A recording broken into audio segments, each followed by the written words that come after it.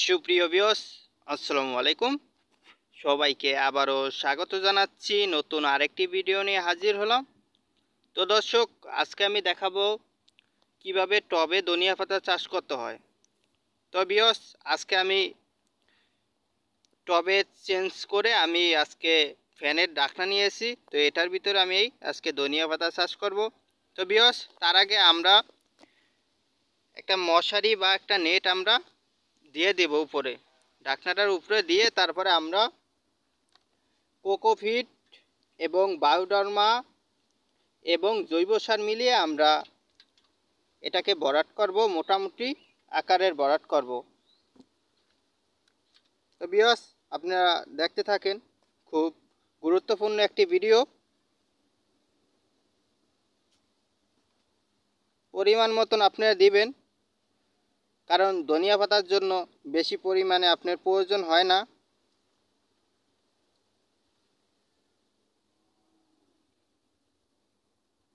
আমি পরিমাণ মতন দিয়ে দিচ্ছি।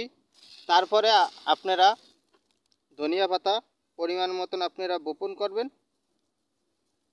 যাতে আপনার বেশি আকারের ঘনও না হয়, আবার বেশি আকারের পাতলাও না হয়। তো দর্শক, এখানে কোকোপিট, জৈব সার এবং বায়োডার্মা দেওয়া হয়েছে, যাতে বায়োডার্মা দেওয়ানে আমাদের গাছের শক্তি এবং যে আমাদের পচে না যায় তার জন্য আমরা দিয়েছি। দর্শক দেখতে পাচ্ছেন আমি বপন করে দিয়েছি। এখন উপরে আবার আমরা কোকোপিট, বায়োডার্মা এবং জৈব সার মিশিয়ে আমরা সেটা আবার উপরে আবার দিয়ে দিচ্ছি। এটা আপনারা এই আকারের আপনারা টবে, ছাদ বাগানে, যে কোনো স্থানে আপনারা 1 থেকে 2 ঘন্টা রোদে রাখবেন, তাহলে আপনাদের ধনিয়া পাতা আপনার হয়ে যাবে।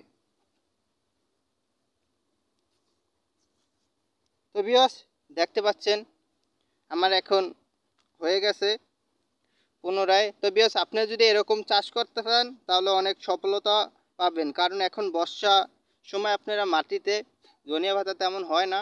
আপনারা এই পদ্ধতিতে চাষ করলে খুব লাভবান হবেন এবং খুব বাজার দর ভালো পাবেন।